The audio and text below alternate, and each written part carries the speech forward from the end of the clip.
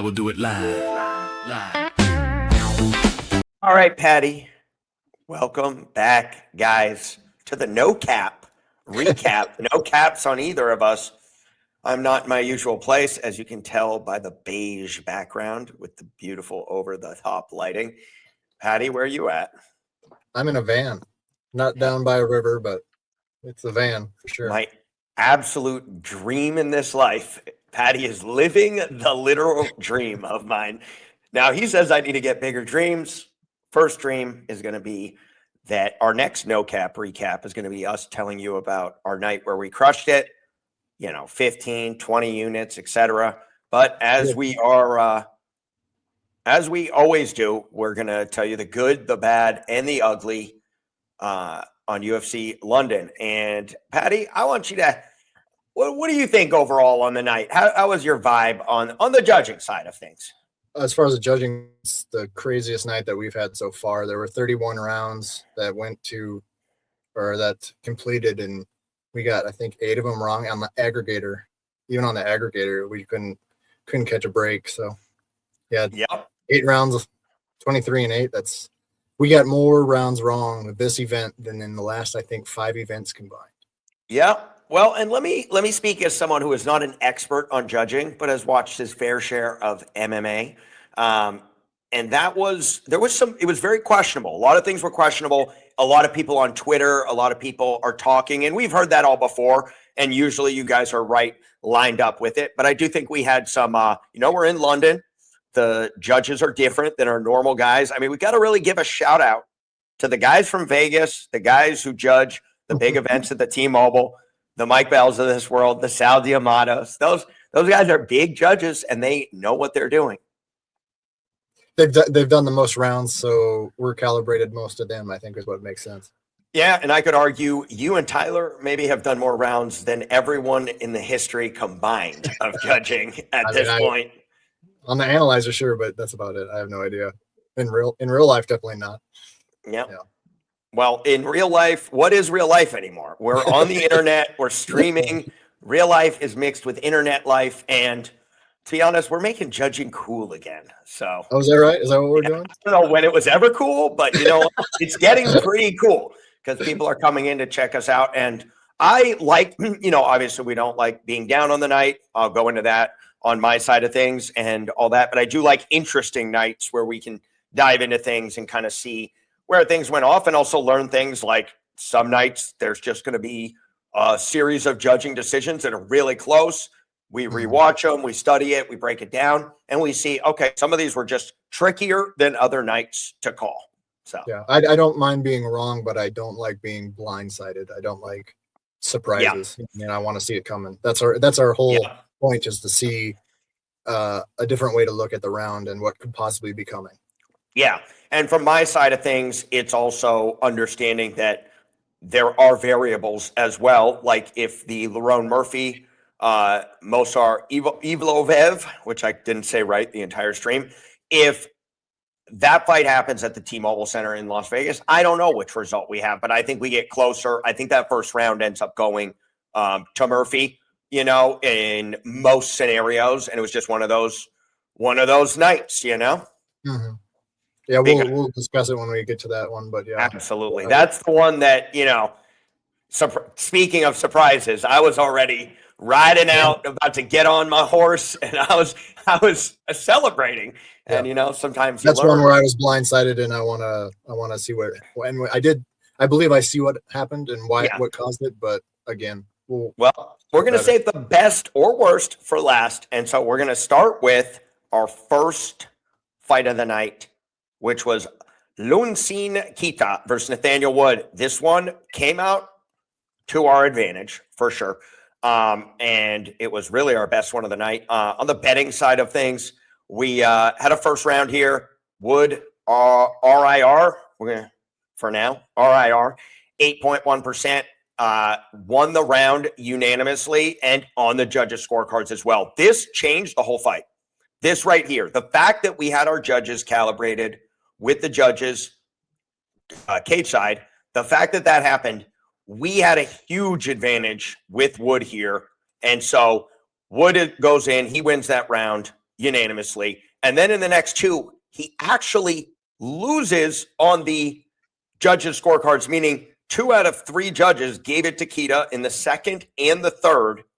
But because we had that anchor first, we're going to call it an anchor first round, Patty, meaning we won unanimous. These other two are only worth 0.5. Flip a coin, and we just bet the whole way with Wood.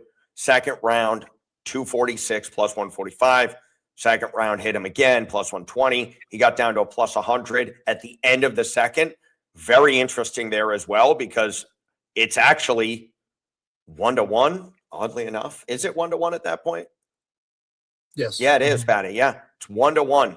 God, it's still hard to figure out how that even works. I guess it's because 2 judges flip on it, but it is 1-1 going into the third, and we're at plus 100. And then round 3, this is super interesting as well, because Wood really takes that third round, in our opinion, and it did split, but we still got the win there. We had Wood with a 14% RIR.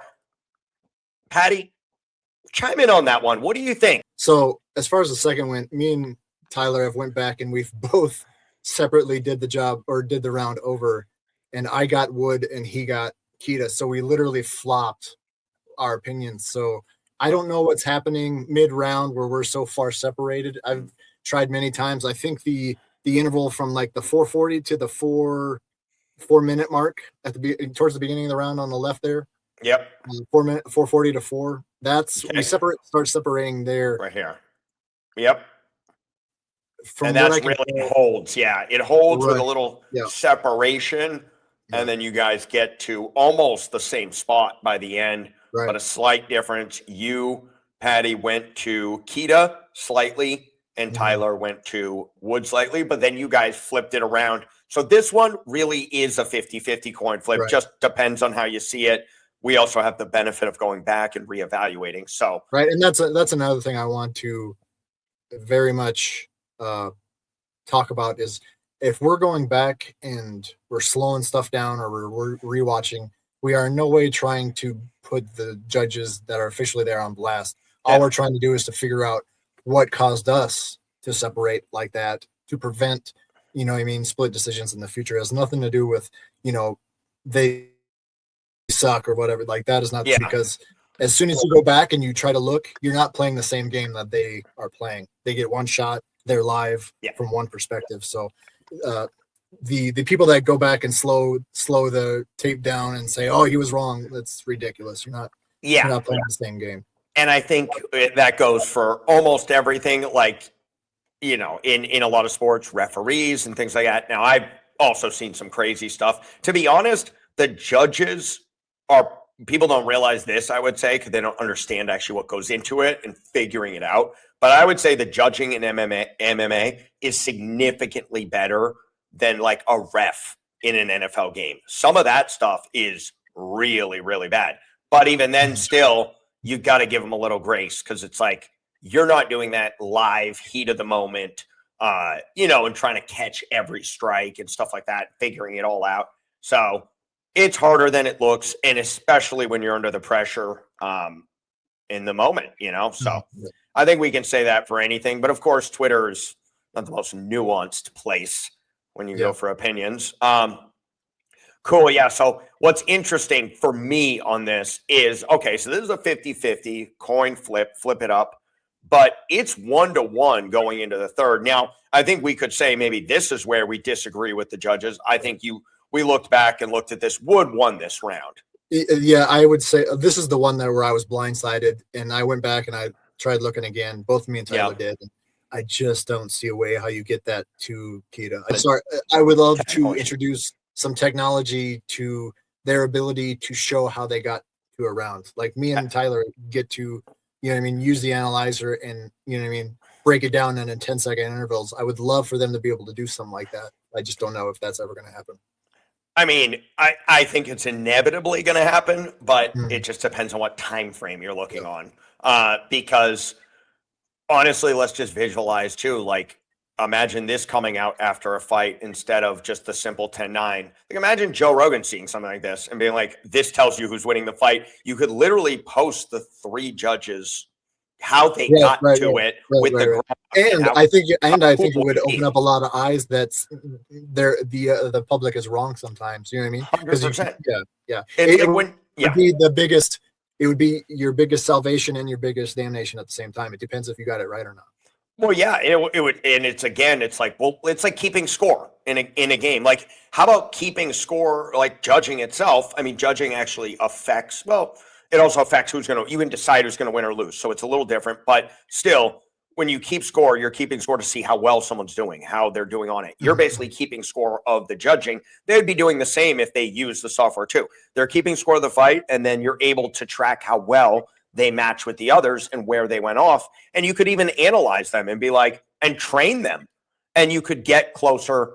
Yeah. It could be a training tool and a way to get closer to the truth, which is obviously what everyone wants in the end. Yeah. So, and I mean, honestly, they were split too. So they could compare each other's and then maybe calibrate in the future to prevent the split. If anything, they're split, you know what I mean? Like they, in a way, they didn't do 100% accurate as just between the three. So yeah, exactly. They even disagreed on it. So very interesting. But in the end, because of our anchor first round, that gave us a massive cash on Nathaniel Wood.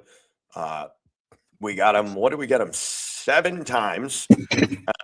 We got him a total of where's it? Here it is. Well, we profited 8.9 units on that Nathaniel Wood, and it looks like 1, 2, 3, 4, 5.5, 6, 7. 7 to win 8.9 on Nathaniel Wood. My favorite bet, though, Patty, was this one here.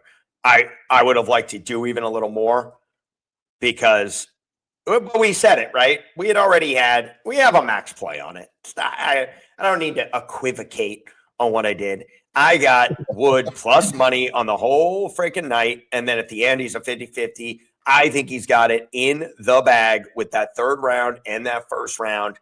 It got a little spicy, but it was just too overwhelming. This is a perfect spot where we love it. And Wood cashes out. 7-unit play to win almost 9 units, 8.9. That was sick. Yeah, what's crazy is as far as the judging, we got 2 rounds wrong. And then still, you know what I mean? Still got the win. And I think in reality, though, if we were to say how should it have been judged, it probably should have been a 30-27, 29-28, 29-28 for Wood. Or you could have just said 29-28, giving Keita that whole second round. But that's the one that should have been split. And it was pretty clear, I think, even rewatching. But great fight for us, exactly how we want it. Because there's ambiguity. That is why we're getting the 50-50. And it does end up that Wood ends up closing at, 64%? Yeah, 64%. Wood closes that. They finally figure it out. We snatch it up 50%, but people started leaning that way. So, all right, second fight of the night we're going to talk about here. This one was really just a sick betting that I did. I would say this one was me, Patty, but I can't deny the fact that you guys judged it 25% RIR. I nail a bet down real tight here at the 125 mark on Luke Riley. I mean, we're about evened up and Riley's taken over. This is one of them where it flipped, Patty. It had been going the other way recently and bang, I finally got one. So Luke Riley at a minus 155, 3.1 units to win 2. Made a pretty big play there because he was the pre-fight favorite. What was he? All the way up to, let's see here. Opened 68%. So that's close to, it's pretty good. Close to minus 210. And he was even a minus 300 before, like early on, odds shifted a little bit. And so I went in round 1, 125 mark, Riley at a minus 155. What a steal. What a steal. And Luke Riley goes on to kick some ass. And this is one thing, Patty, this is part of it that I'm starting to think with is these favorites, there are value spots on these favorites. And I think people are overvaluing and betting on the dogs, and it's bringing the lines way down. And we're able to snipe these really solid lines. Did it on the Mario Pinto fight. Did it on this one. Even on Luke Campbell, who ended up losing. still even better scenario. Actually, not so much. Minus 175. Luke Riley getting him in a minus 155. Campbell was the bigger pre-fight favorite, but Luke Riley took over at this point right here, Patty, and it was just nonstop go from there. First round takes easy, unanimous, big volume, 25% RIR, bang. And then round 2, one-way traffic all the way through the second round. And again, just total craziness, guys. We're going. He's up 2-0, like you read about, no question about it, not going any other way. And Ashwell doesn't really have knockout power either. He's a cardio guy. So where's he going to lose here? We snag up a minus 750. Patty, you like that? Yeah, it's up to you. It has nothing to do with it. You like that? You like them cojones? I mean, I like that you won. I don't have anything to do with that one because I mean that was an easy enough one to judge. So you know exactly. I think the calculation left me out some little units here. I think I got like 1.0 something here. Oh. Anyways, no big deal. Minus 750, 7.67 units. We call that dumping it to win a unit. And we cashed that unit total, 3 units on Riley, unanimous decision. Here's why I'm saying that's a good bet, Patty. I mean, what's his percentage at this point? We're betting it with 311 mark right here. Kid's got to tear an ACL to lose this fight. And he still might not lose, to be honest with you. If Luke Riley tears his ACL, he still wins this fight. Yeah, and that just tells you everything you need to know.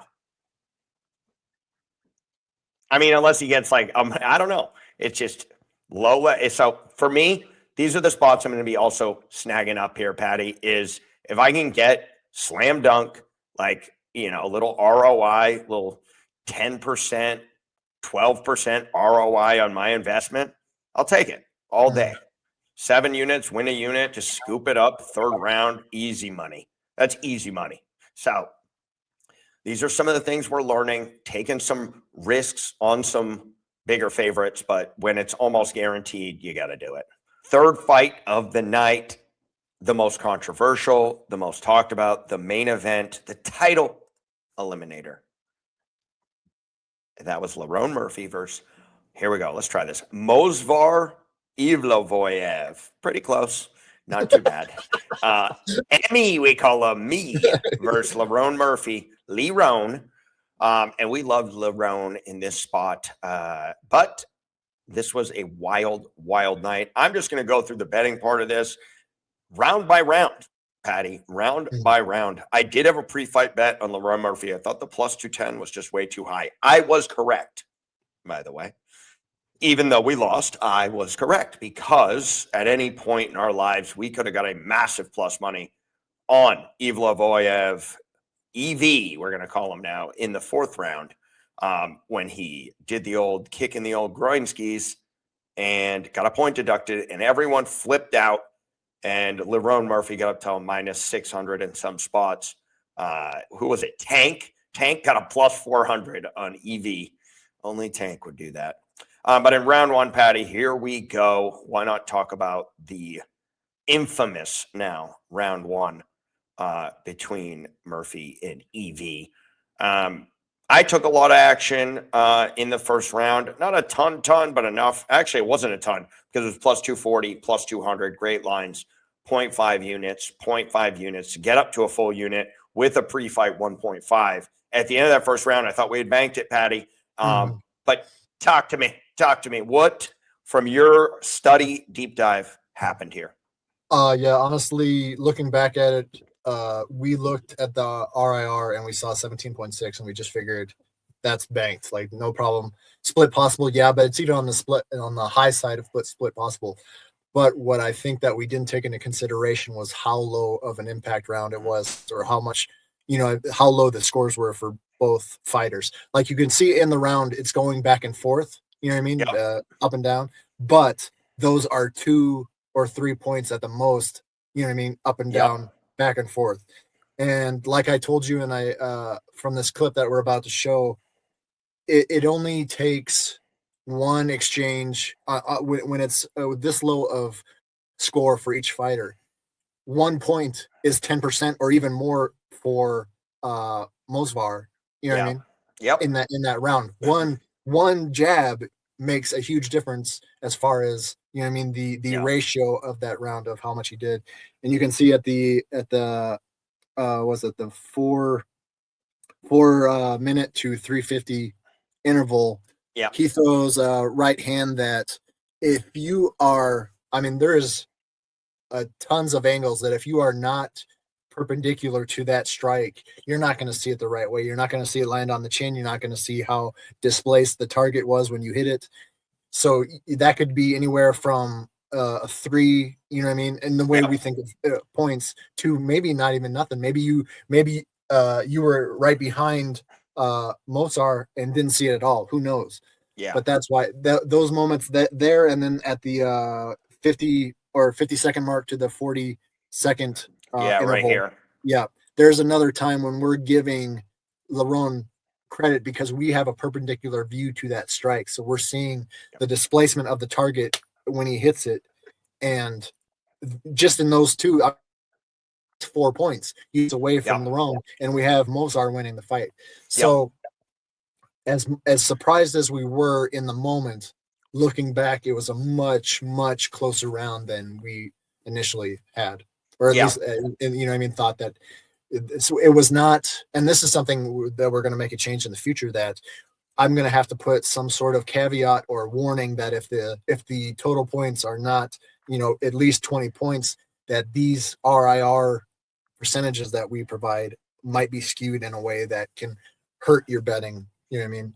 Yeah, in the way that, I mean, and here's what I'm going to say as well, is this is my big conclusion from all this, is we are playing a numbers game and we're playing a percentages and probabilities game. We're not playing 100%. So the fact that there's only 10 credits, even though it's a 17% RIR, that's where I'm thinking and talking about. Basically, I would give that, you know, a 1.7% on top of whatever I give him pre-fight, but odds open at 30%. And so he's a big underdog. So he wins the round, but honestly, winning the round at that point is not going to be worth the same as it would be if they were 50-50 going into it. And in addition to that, this small credit with that small RIR, I'm only going to give him a slight upgrade, where I'm going to give other guys a much bigger upgrade based on, like, if he would have had 20 credits here, and obviously then this RIR would be way higher, I'm giving him way more credit for that. Right. Sure. Yeah. So that's really going to be we're going to start meshing all of these things together, all of these like different aspects that change the probability of things, because there are numbers that we can use to kind of get basic like starting points on probability of like he wins round one, but there's other factors that I want to build into this. And I think RIR is part of it, and total credits, because what is credits? What is another word for it? It's damage, right, Patty? Right. Yeah. So whether that's almost getting choked out, whether that's getting smashed, whether that's leg kicks, working it, you know, beating up at the leg. Damage is in the criteria. Damage is offensive techniques that lower the will or the capacity of the opponent. So when you're talking about the capacity to fight, you might be taking a dominant position that lowers the capacity for your opponent to fight. So just because you didn't do, you know what I mean, blunt strike damage doesn't mean it didn't lower his capacity to fight. Which also lowers his probability of winning. Correct. Yeah. Yes, of course. Yeah. And I mean, naturally follow. With everybody, because I mean, obviously, like the internet was wild on this decision, and it came down to this round. Yep. This was it. This was deciding whether it was going to be a tie or whether it was going to be, you know what I mean?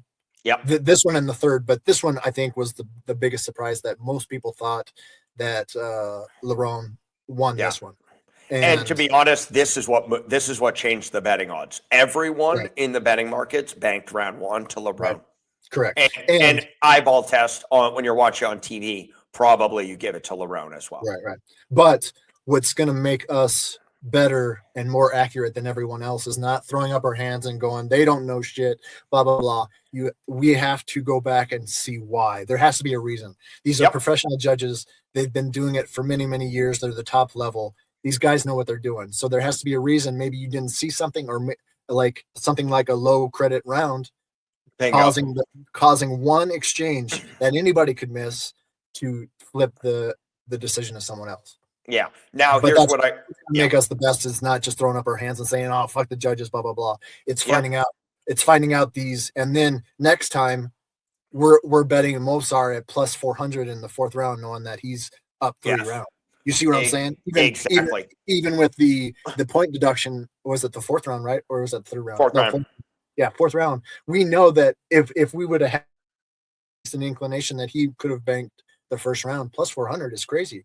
You know what I mean? Like, exactly. If we're properly giving the probability of that first round truly going to Murphy or to Evie, then we can then factor that into that plus 400 there. Now that is quick math, and we're thinking we're free rolling, but it's because we're making an assumption on the first when really you made a beautiful move by hedging on Movsar when I didn't even think that was. And in the moment, I didn't think that was necessary. I don't know what caused you to do that. Like, what made you do that? You know, I almost got a second unit in too. So you were talking about like a plus 4 or something. Yeah. So it was essentially it was probably a little bit of gut feeling when I went, okay, well, Murphy is for sure. Well, you know, we weren't sure on this third round. That's what it was, Patty. This was our uncertainty. because we split on that round. Yeah. And so Movsar could have won this one. He was for sure. He did win that one. He won it. He was for sure going to win it, but he was for sure going to be a draw. And then he basically had to win the fifth. And so at that point, there was finish upside with Evloev in that fourth round was really trying to hurt him and finish the fight. So for me, that was my thought, is there was Evloev could finish him. He was really going for it, and especially if he knew he had to. And he could still get the draw because this was very unknown here. And this ended up being, it was Evloev unanimous. Now, Patty, we finished the first round. I made a few bets here. I go into the second. I do want to talk about this a little bit, actually. So Murphy does win this one. It's clear. Nice little 20% RIR, 18 credits. Fantastic.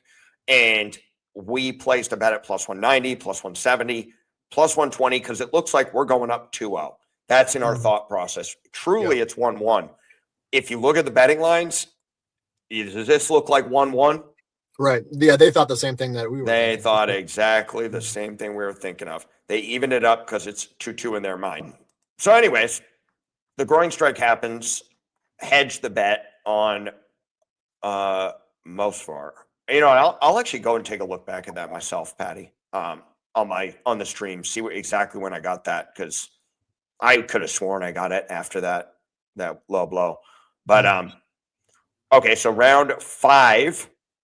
This is where we're thinking with the point deduction round 4, and we're at we have round 1 in our minds, round 2. Round 3 is the toss up. Let's talk about 3 just for a second as far as the judging. Absolutely. It was round 3 was me and Tyler's only split for this fight, split round. And we went back and everybody was talking about that what gave Movsar the round was that last 20 seconds. But if you look at me and Tyler, the issue isn't the last 20 seconds that we judged that wrong. What happened was that from the 220 mark to the 140 mark, I'm giving Lerone much more credit than Tyler is for some strike combinations during that time. Gotcha. And that's what caused. So everybody was a lot of times when you disagree with someone on a round, you pick the highest memorable moment to talk about, and that was that last 20 seconds. But if we're trying to get better at judging, we use the graph to see exactly where we separated, and that was from the 220 mark to 140. I think I even gave it that last 20 seconds more credit than Tyler did, maybe by 1 or 2 points. Yep. So but we know by looking at the graph that we don't have to even talk about that. We both gave him the same amount of traffic or the same amount of credit. It was that mid-round combination striking that Lerone was doing that I was giving him more. He did like a right hand to two body punches. I forget we went through. What were those times? There was certain times where, you had it round 3 here, 220 to 130 mark, Right. pretty much all over that. Yeah. And that's where I go down much more than Tyler does. Clearly, and right here. Looking back, that was a mistake because what we can do to make it less subjective, you know what I mean? You can say, well, I gave it 8 and you gave it 4. If you're not comparing it to someone else or something else that you gave credit to, it's subjective. What makes it objective is you take that last 20 seconds of Movsar, that obviously was the biggest, most impactful part, and I gave that less credit than the 220 to the 140. So I can go back and honestly say to myself, that is not correct. I need to make that ratio from 220 to 140 less than the last 20 seconds for Movsar. Does that make any sense at all? What I'm trying to say? Yeah, 100%. Like Tyler was giving more credit to Movsar, and you were giving more credit to Murphy, and that just pulled you guys apart right here.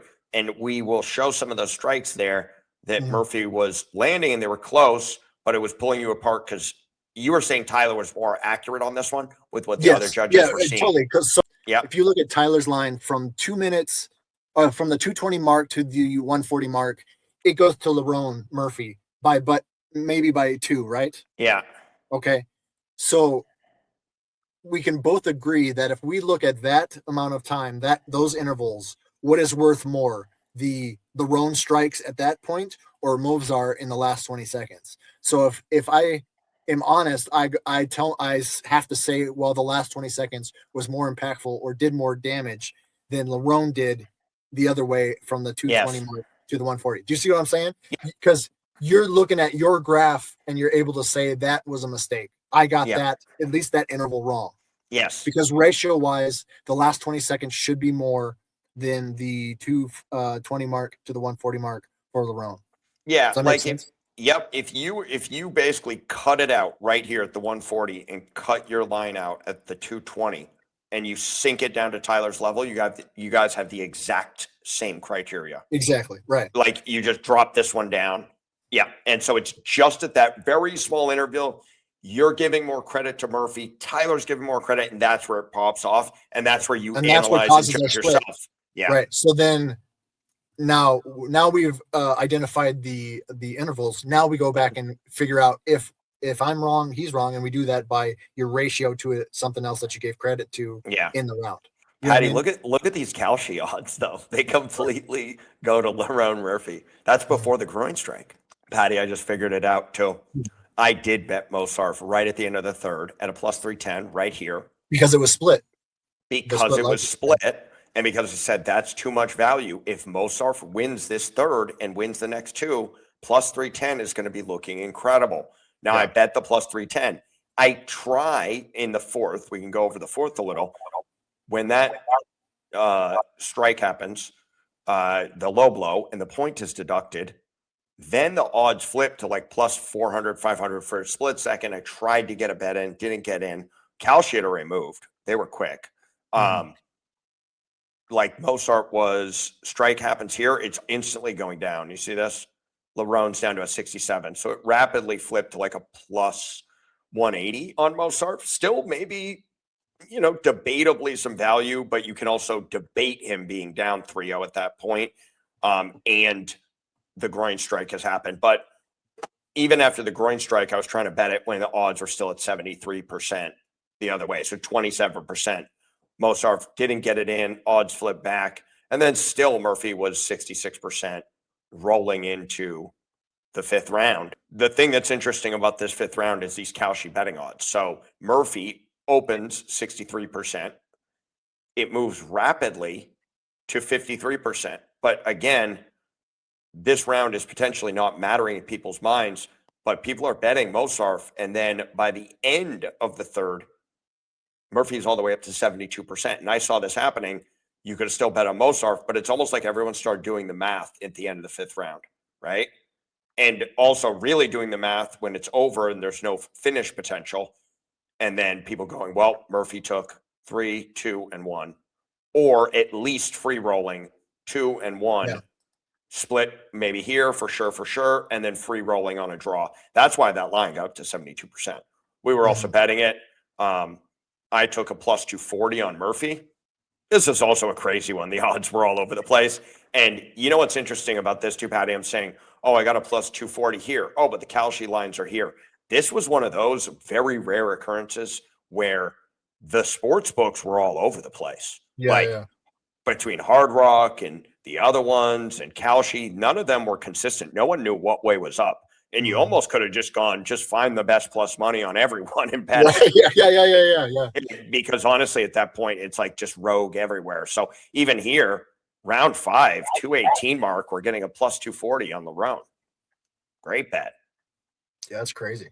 I don't know why that flipped like that. That literally my only explanation is I found somewhere someone was taking action. Oh, isn't that interesting? Somewhere someone was taking action on Movsar.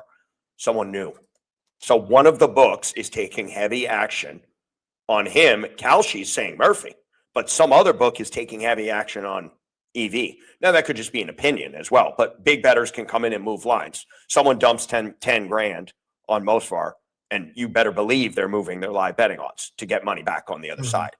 And then that's my money coming back on the other side. Part of it, other people are doing it too. So super interesting fight, just all over the place. Yeah, the betting. It was an amazing fight, both in judging and betting. Like it just crazy.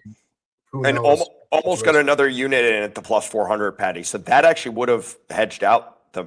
Actually, might even profit. No, I had 7.5. It would have hedged it out at a plus 4. Close. Would have won 7 units if we could have got that one in. So that's one of those interesting ones where, we play this game long enough and we're going to win no matter what on fights like this, where I'm going to get those bets in. We're going to look at that first round as way closer, and way more up in the air. And now maybe we're free rolling on EV. It's going to start to be where I'm like, okay, hey guys, we won that round, but don't forget it's 15% RIR. It's low volume. You've heard me start to say this where I've started going like, that's a 0.5 round. Right. That's a 75%. I'm kind of throwing numbers out, but they're giving you a little more than just we won, So whatever we have to do to not be blindsided by a decision, that's what we have to do. And that would have done it. If we would have put a little bit of a maybe on this first, changes our entire thought process in the fourth. We only looked at the RIR. We didn't look at the total points. It could have gone either way, right? In the end, it could have been a draw. It could have been Murphy winning. He could have got the first 3, and then Movsar 9-9 in the fourth, and then the fifth doesn't even matter. Like all of that could have happened, and no one would have complained either way. The fact that people are complaining about the decision means that there was enough questionableness, but there were also moments that were so close, like we talked about, that you can't really blame anyone for it. It's not egregious. We can see how we got there, and that's all that matters really in the end. There's been egregious ones. This was not, I would say. No, not even close. Not even close. Yeah. Many moments where it could have gone either way. All right. That was fantastic, Patty. All right. So overall, we had 13 fights, 4 finishes, 9 decisions. Usually the 9 decisions is great. On the betting side, we had 39 bets. The record, I don't even care about 12 and 27. But I do care about this. Minus 3.06 units, profit and loss. We battled. Lerone Murphy would have been a great cash for us, a big win.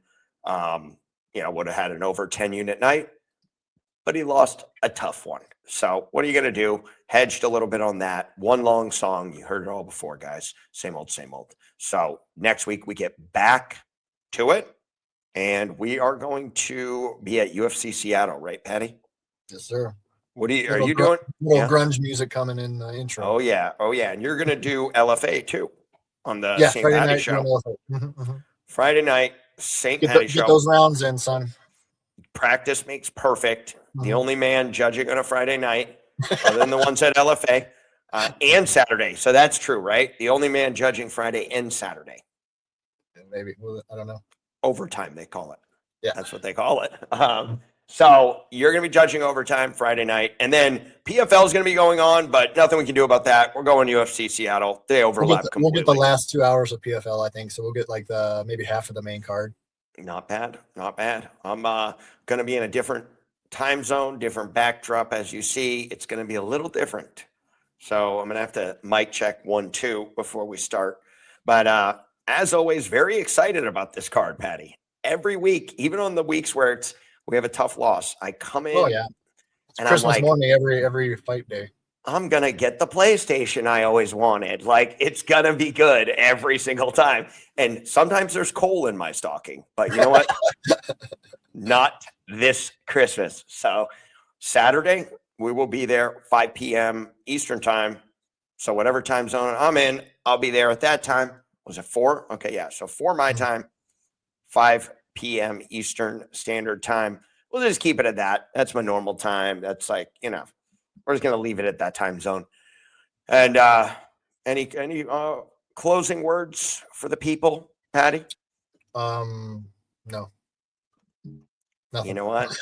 I'm a man of never, few words. Never change. Just keep it on, crushing out. Tyler will be there Saturday. We'll all be there, guys. And it's going to be great. UFC Seattle. See you there.